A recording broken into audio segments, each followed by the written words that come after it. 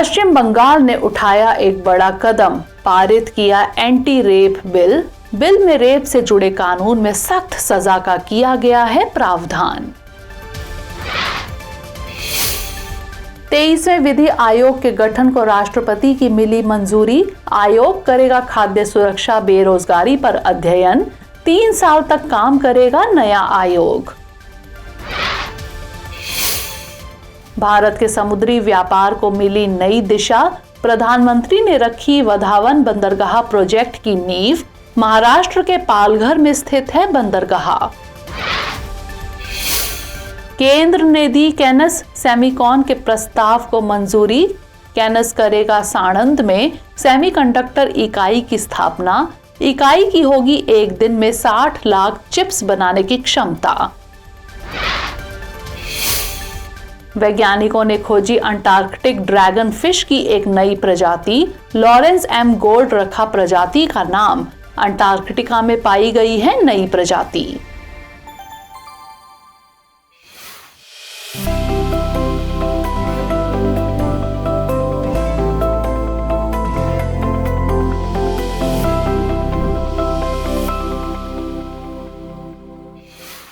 हाल ही में पश्चिम बंगाल विधानसभा ने सर्वसम्मति से एंटी रेप बिल पारित किया है। राज्य ने इस बिल को अपराजिता महिला एवं बाल पश्चिम बंगाल आपराधिक कानून संशोधन विधेयक 2024 का नाम दिया है। बता दें कि इस विधेयक में बीएनएस यानी भारतीय न्याय संहिता 2023 की कई धाराओं में बदलाव की मांग की गई है, जिससे रेप, गैंग रेप और हत्या के मामलों में 10 या 20 साल की जेल की सजा को मृत्युदंड या दोषी को शेष जीवन के लिए कारावास से बदला जा सके। जबकि विधेयक में सजा में वृद्धि, शीघ्र जांच तथा त्वरित न्याय जैसे 3 महत्वपूर्ण तत्वों को भी शामिल किया गया है, जो विशेष रूप से भारतीय न्याय संहिता और पॉक्सो एक्ट के तहत यौन उत्पीड़न के मामलों को लक्षित करेगा। गौरतलब है कि प्रस्तावित विधेयक में रेप के दोषियों के लिए मृत्युदंड का प्रावधान किया गया है, जहां दोषी के कृत्य के बाद पीड़िता की मृत्यु हो जाती है या वह अचेत अवस्था में चली जाती है। वहीं विधेयक के तहत दुष्कर्म के मामलों की जांच 21 दिनों के अंदर पूरी करने की बात की गई है। जानकारी के लिए बता दें, पश्चिम बंगाल के भौगोलिक क्षेत्राधिकार में कानून बनने के लिए विधेयक को संविधान के अनुच्छेद 254(2) के तहत राष्ट्रपति की मंजूरी की आवश्यकता होगी। हाल ही में राष्ट्रपति द्रौपदी मुर्मू ने भारत के 23वें विधि आयोग के गठन को मंजूरी दी है। यह आयोग 1 सितंबर 2024 से 31 अगस्त 2027 तक कार्य करेगा। इसमें एक पूर्णकालिक अध्यक्ष, 4 पूर्णकालिक सदस्य तथा विधि कार्य विभाग के सचिव, पदेन सदस्य शामिल होंगे। यह आयोग खाद्य सुरक्षा बेरोजगारी पर वैश्वीकरण के प्रभाव की जांच करेगा, साथ ही हाशिए पर रहने वाले लोगों के हितों की सुरक्षा के लिए सुझाव देगा। बता दें कि भारतीय विधि आयोग एक गैर सांविधिक निकाय है। इसका गठन भारत सरकार के विधि एवं न्याय मंत्रालय के अधीन विधि कार्य विभाग की अधिसूचना द्वारा किया जाता है। इसका मुख्य कार्य कानून के क्षेत्र में अनुसंधान करना और अध्ययन के बाद अपनी सिफारिशें सरकार को देना है। हालांकि ये सिफारिशें सरकार के लिए बाध्यकारी नहीं होती, लेकिन ये महत्वपूर्ण कानूनी सुधारों के लिए मार्गदर्शन प्रदान करती हैं। जानकारी के लिए बता दें कि प्रथम विधि आयोग की स्थापना भारत में औपनिवेशिक शासन के दौरान चार्टर अधिनियम 1833 के तहत की गई थी और इसकी अध्यक्षता लॉर्ड मैकॉले ने की थी। गौरतलब है कि प्रथम विधि आयोग ने 1837 में दंड संहिता, 1842 में सीमा कानून तथा 1848 में अभिवचन एवं प्रक्रिया योजना का मसौदा तैयार किया था। इसके बाद दूसरे, तीसरे तथा चौथे विधि आयोग का गठन क्रमशः 1853, 1861 और 1879 में किया गया था। हाल ही में प्रधानमंत्री नरेंद्र मोदी ने महाराष्ट्र की यात्रा की। इस दौरान उन्होंने वधावन बंदरगाह प्रोजेक्ट की आधारशिला रखी। साथ ही करीब 1560 करोड़ रुपए की 218 मत्स्य पालन परियोजनाओं का उद्घाटन और शिलान्यास भी किया। गौरतलब है कि अपनी इस यात्रा के दौरान प्रधानमंत्री ने ग्लोबल फिनटेक फेस्ट 2024 को भी संबोधित किया। बता दें कि वधावन बंदरगाह प्रोजेक्ट महाराष्ट्र के पालघर जिले में स्थित है। वहीं यह भारत के सबसे बड़े गहरे पानी के बंदरगाहों में से एक होगा, जो भारत की समुद्री कनेक्टिविटी को बढ़ावा देगा। साथ ही परियोजना वैश्विक व्यापार केंद्र के रूप में इसकी स्थिति को और मजबूत करेगा। इस परियोजना की कुल लागत लगभग 76,000 करोड़ रुपए है। इसका उद्देश्य देश के व्यापार को बढ़ावा देना और अंतर्राष्ट्रीय शिपिंग मार्गों को सीधा संपर्क प्रदान करना है। इसे बड़े कंटेनर जहाजों को संभालने, गहरे ड्राफ्ट प्रदान करने और बड़े कार्गो जहाजों को समायोजित करने के लिए डिजाइन किया गया है। यह अंतर्राष्ट्रीय उत्तर दक्षिण परिवहन गलियारा और भारत मध्य पूर्व यूरोप आर्थिक गलियारा जैसे अंतर्राष्ट्रीय शिपिंग मार्गों से सीधा संपर्क प्रदान करके समय और लागत की दरों में कमी ला सकता है। इसके जरिए रोजगार के अवसर तथा स्थानीय व्यवसायों को बढ़ावा मिल सकता है। जानकारी के लिए बता दें कि ग्लोबल फिनटेक फेस्ट 2024 का आयोजन मुंबई के जियो वर्ल्ड कन्वेंशन सेंटर में किया गया। यह सबसे बड़े फिनटेक सम्मेलनों में से एक है। इसकी शुरुआत वर्ष 2020 में की गई थी। इसे पेमेंट्स काउंसिल ऑफ इंडिया और national payments corporation of India और फिनटेक कन्वर्जेंस काउंसिल के सहयोग से प्रतिवर्ष आयोजित किया जाता है। इसका उद्देश्य फिनटेक इंडस्ट्री में नई तकनीकों, समाधान और सेवाओं को बढ़ावा देना है। हाल ही में केंद्र सरकार ने सेमीकंडक्टर इकाई स्थापित करने के लिए केनेस सेमीकॉन प्राइवेट लिमिटेड के प्रस्ताव को मंजूरी दे दी है। यह प्रस्तावित इकाई गुजरात के साणंद में स्थापित की जाएगी। इसके लिए लगभग 3,300 करोड़ रुपए के निवेश की बात की गई है। इसका उद्देश्य एक सेमीकंडक्टर पारिस्थितिकी तंत्र को विकसित करना है। वहीं इस इकाई के स्थापित होने से प्रतिदिन 60 लाख चिप्स बनाने की क्षमता आंकी गई है। ऐसे में उत्पादित चिप्स का प्रयोग विभिन्न क्षेत्रों में किया जाएगा, जिसमें औद्योगिक, ऑटोमोटिव, इलेक्ट्रिक वाहन, उपभोक्ता इलेक्ट्रॉनिक्स, दूरसंचार, मोबाइल फोन आदि जैसे क्षेत्र शामिल हैं। यह इकाई भारत में सेमीकॉन इंडिया कार्यक्रम के हिस्से के रूप में विकसित की जाएगी। बता दें कि सेमीकॉन इंडिया कार्यक्रम की शुरुआत दिसंबर 2021 में की गई थी। यह भारत में सेमीकंडक्टर और डिस्प्ले मैन्युफैक्चरिंग इकोसिस्टम के विकास के लिए एक कार्यक्रम है। इसे 76,000 करोड़ रुपए के कुल परिव्यय के साथ अधिसूचित किया गया था। इसका उद्देश्य सेमीकंडक्टर डिस्प्ले विनिर्माण और डिजाइन पारिस्थितिकी तंत्र में निवेश करने वाली कंपनियों को वित्तीय सहायता प्रदान करना है। यह स्वदेशी बौद्धिक संपदा का सृजन तथा सुविधा प्रदान करता है। जानकारी के लिए बता दें कि सेमीकंडक्टर, जिसे आमतौर पर अर्धचालक के नाम से जाना जाता है, इसमें इंसुलेटर और कंडक्टर दोनों के गुण होते हैं। यह आमतौर पर सिलिकॉन, जर्मेनियम और गैलियम आर्सेनाइड से बना होता है। हाल ही में गुजरात के कच्छ में चक्रवाती तूफान असना का प्रभाव देखा गया।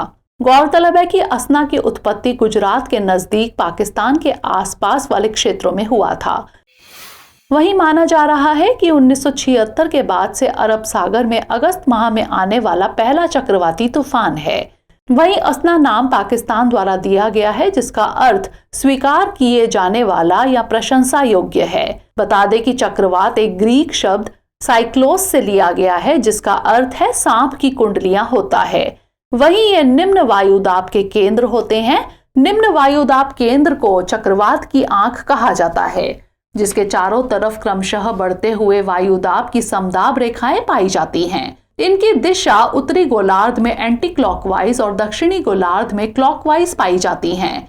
यह गोलाकार, अंडाकार या वी आकार में होते हैं। यह मौसम और जलवायु में महत्वपूर्ण भूमिका निभाते हैं। वहीं स्थिति के आधार पर इनको दो भागों में बांटा गया है, जिनमें शीतोष्ण कटिबंधीय और उष्ण कटिबंधीय चक्रवात शामिल हैं।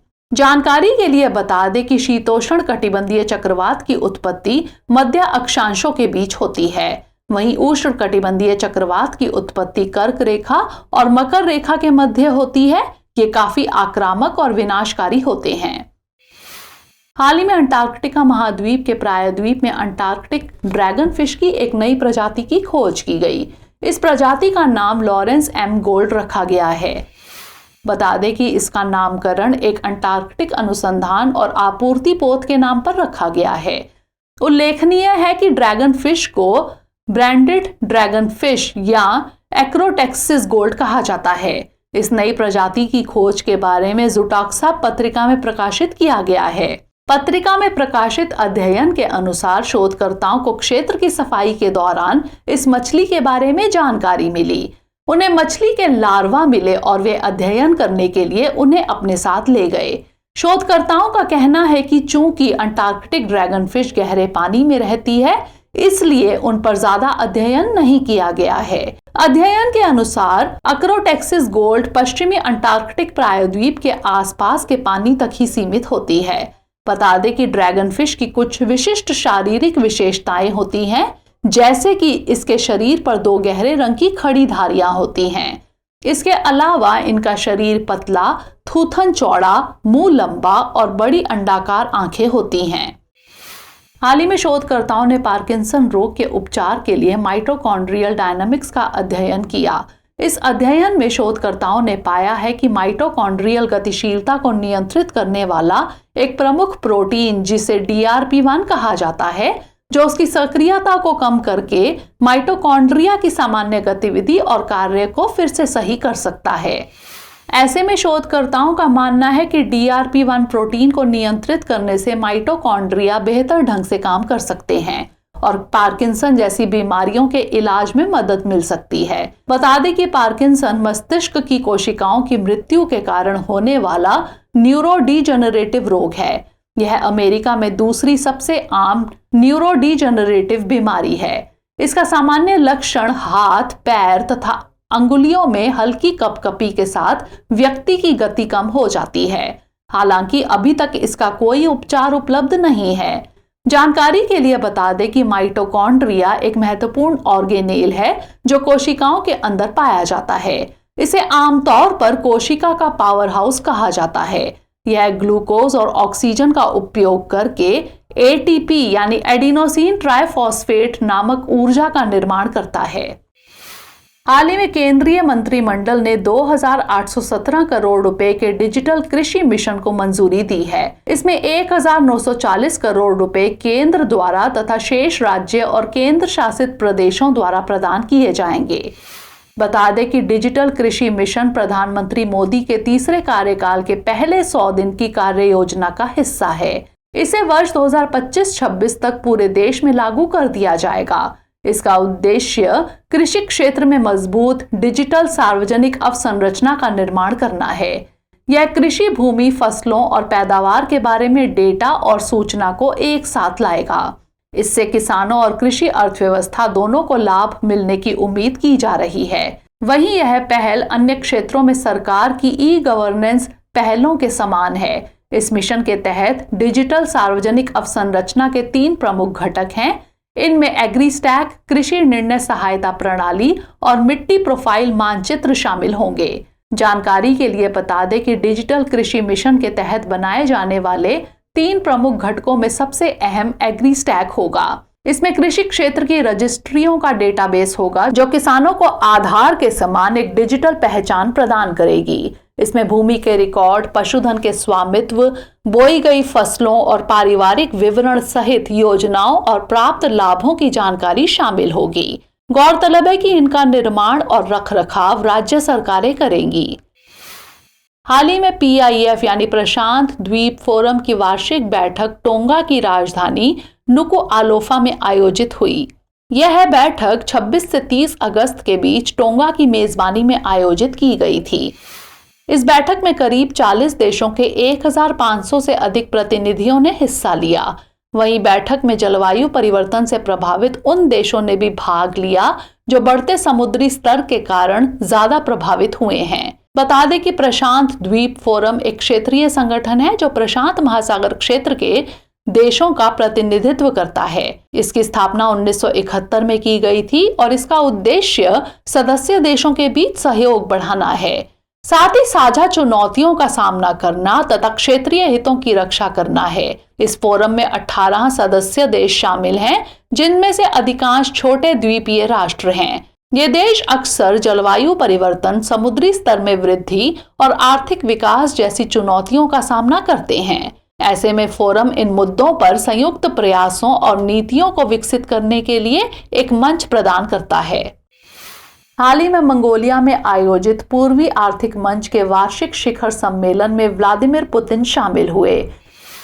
वहीं कुछ देशों ने इंटरनेशनल क्रिमिनल कोर्ट द्वारा जारी वारंट के आधार पर राष्ट्रपति व्लादिमीर पुतिन की गिरफ्तारी की मांग की, लेकिन मंगोलिया ने व्लादिमीर पुतिन को गिरफ्तार करने से मना कर दिया।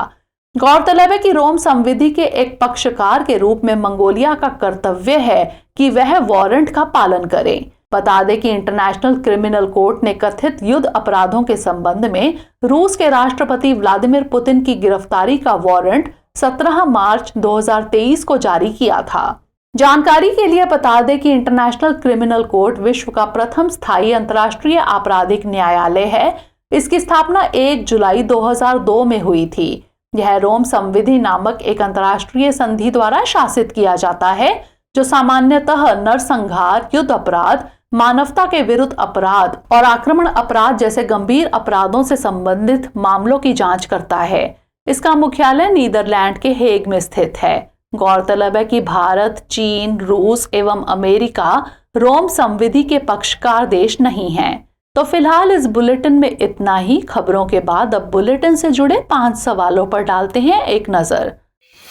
आज के बुलेटिन पर आधारित 5 प्रश्न इस प्रकार है। पहला प्रश्न है, 23वें विधि आयोग के संदर्भ में निम्नलिखित कथनों पर विचार कीजिए। एक, यह 1 सितंबर 2024 से 31 अगस्त 2027 तक कार्य करेगा।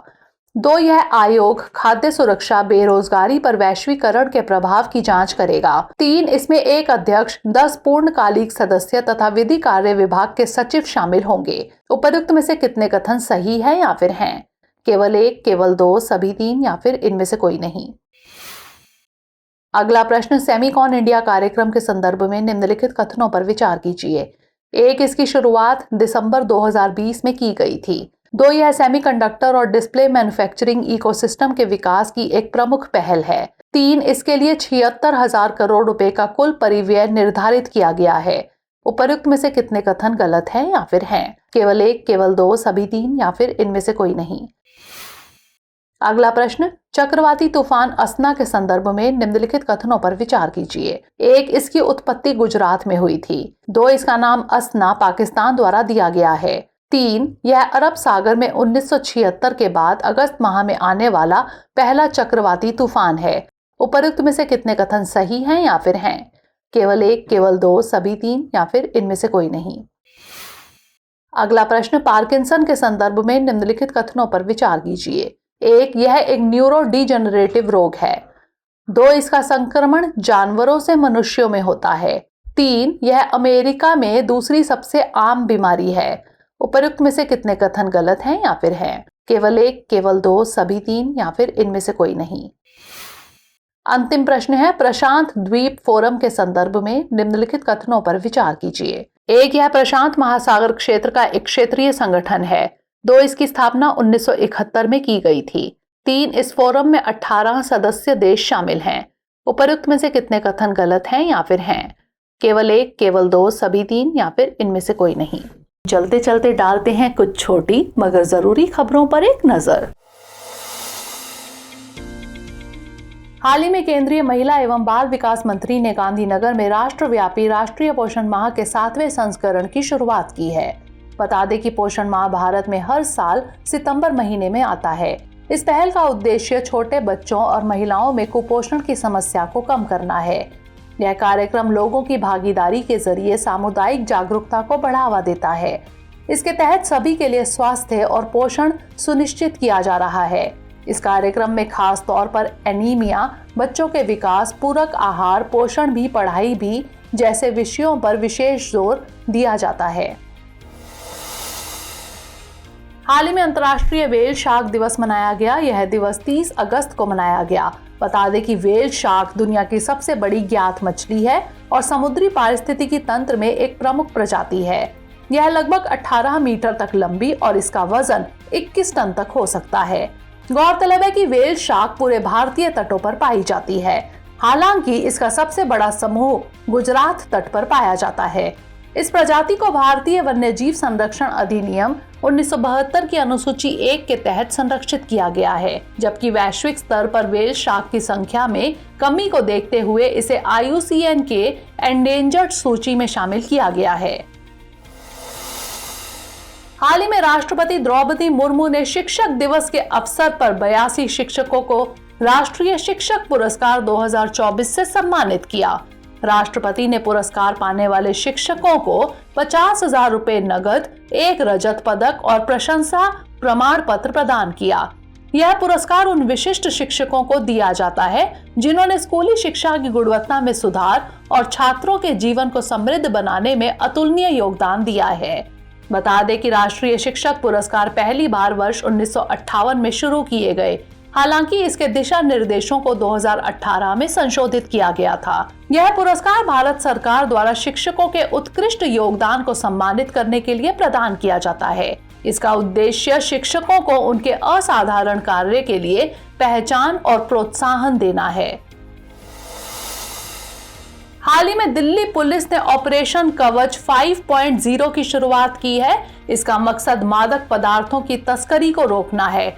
इस ऑपरेशन के तहत राष्ट्रीय राजधानी में बड़ी संख्या में गिरफ्तारियां और बरामदगी की गई है। बता दें कि ऑपरेशन कवच दिल्ली पुलिस द्वारा शुरू की गई एक प्रमुख मादक पदार्थ विरोधी पहल है। इसका उद्देश्य जमीनी स्तर से लेकर उच्च स्तर तक मादक पदार्थों की तस्करी पर ध्यान केंद्रित करना है। साथ ही मादक पदार्थों की तस्करी और वितरण में शामिल व्यक्तियों को पकड़ना है। यह अभियान दिल्ली पुलिस की सभी जिला इकाइयों के समन्वय से शुरू किया गया।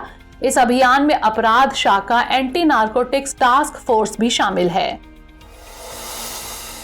हाल ही में राष्ट्रीय परीक्षण शाला, उपभोक्ता मामले विभाग और ऊर्जा दक्षता ब्यूरो विद्युत मंत्रालय के बीच एक समझौता ज्ञापन पर हस्ताक्षर किए गए। इसका उद्देश्य पूरे देश में मानक और लेबलिंग कार्यक्रम को मजबूत बनाना है। इस पहल के तहत ऐसे उपकरणों और उत्पादों पर ध्यान दिया जाएगा जो कम ऊर्जा का उपयोग करते हैं और उपभोक्ताओं को ऊर्जा बचाने में मदद करते हैं।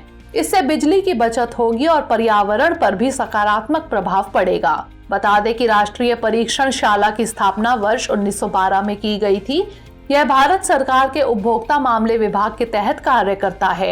यह राष्ट्रीय और अंतर्राष्ट्रीय दोनों मानकों का पालन करती है और विभिन्न क्षेत्रों में तकनीकी परामर्श, परीक्षण, मापांकन और गुणवत्ता मूल्यांकन प्रदान करती है। हाल ही में केंद्र सरकार ने घोषणा की कि स्मार्ट सिटी मिशन के तहत कुल परियोजनाओं में से 90% पूरी हो चुकी हैं, जबकि शेष 10% योजनाएं विकास के चरण में हैं। बता दें कि कुल 100 स्मार्ट शहरों में से 17 शहरों ने अपनी 100% परियोजनाएं पूरी कर ली हैं, जबकि 75 स्मार्ट शहरों में 75% परियोजनाएं पूरी हो चुकी हैं। वहीं 34 शहरों ने 90% से अधिक परियोजनाएं पूरी कर ली हैं। गौरतलब है कि स्मार्ट सिटी मिशन की शुरुआत 2015 में की गई थी। मिशन को केंद्र प्रायोजित योजना के रूप में संचालित किया जाता है। इसका नोडल मंत्रालय केंद्रीय आवास एवं शहरी मामलों के मंत्रालय है। हाल ही में ओपन एआई ने खुलासा किया है कि अपना सबसे शक्तिशाली एआई मॉडल प्रोजेक्ट स्ट्रॉबेरी को लॉन्च कर सकता है और इसे चैट जीपीटी 5 से जोड़ सकता है। बता दें कि इससे पहले प्रोजेक्ट क्यू स्टार के नाम से जाना जाता था। ऐसे में माना जा रहा है कि यह ओपन एआई का मानव मस्तिष्क के समान क्षमताओं वाली कृत्रिम सामान्य बुद्धिमत्ता बनाने का प्रयास है। यह गणित की समस्याओं को हल करने में सक्षम होगा और बाजार की रणनीति तैयार करने और जटिल पहेलियों को सुलझाने और गहन शोध करने में सक्षम होगा। इससे एआई फर्म को ओरियन नामक अपना अगला एक बड़ा भाषा मॉडल विकसित करने में भी मदद मिलेगी। हाल ही में केंद्रीय श्रम मंत्रालय ने कर्मचारी पेंशन योजना 1995 के तहत करीब 78 लाख पेंशन धारकों के लिए एक नई केंद्रीकृत पेंशन भुगतान प्रणाली के प्रस्ताव को मंजूरी दी है। इस नई प्रणाली से पेंशन भोगी देश भर में किसी भी बैंक की किसी भी शाखा से अपनी पेंशन प्राप्त कर सकेंगे। इससे पेंशन वितरण प्रक्रिया और आसान तथा सुविधाजनक हो जाएगी, जिससे पेंशन भोगियों को पेंशन लेने के लिए किसी एक विशेष बैंक या शाखा पर निर्भर नहीं रहना पड़ेगा। यह उन पेंशन भोगियों के लिए एक बड़ी राहत होगी जो सेवानिवृत्ति के बाद अपने गृह नगर चले जाते हैं। गौरतलब है कि यह सुविधा ईपीएफओ की चल रही आईटी आधुनिकीकरण परियोजना सेंट्रलाइज्ड आईटी एनेबल्ड सिस्टम के हिस्से के रूप में 1 जनवरी 2025 से शुरू की जाएगी। प्रिय व्यूअर्स, हमारी टीम कोशिश करती है कि आपको दी गई खबरों में एक भी गलती ना हो। लेकिन यदि किसी सोर्स या ह्यूमन एरर की वजह से ऐसी गलती हो जाती है तो इस वीडियो के कमेंट बॉक्स में उस गलती को सुधार कर पिन कर दिया जाता है। यह आपको कमेंट बॉक्स में सबसे ऊपर दिखाई देता है। डियर व्यूअर्स, अपने एग्जाम की तैयारी को और बेहतर करने के लिए हमारे चैनल को लाइक, शेयर और सब्सक्राइब करना न भूलें।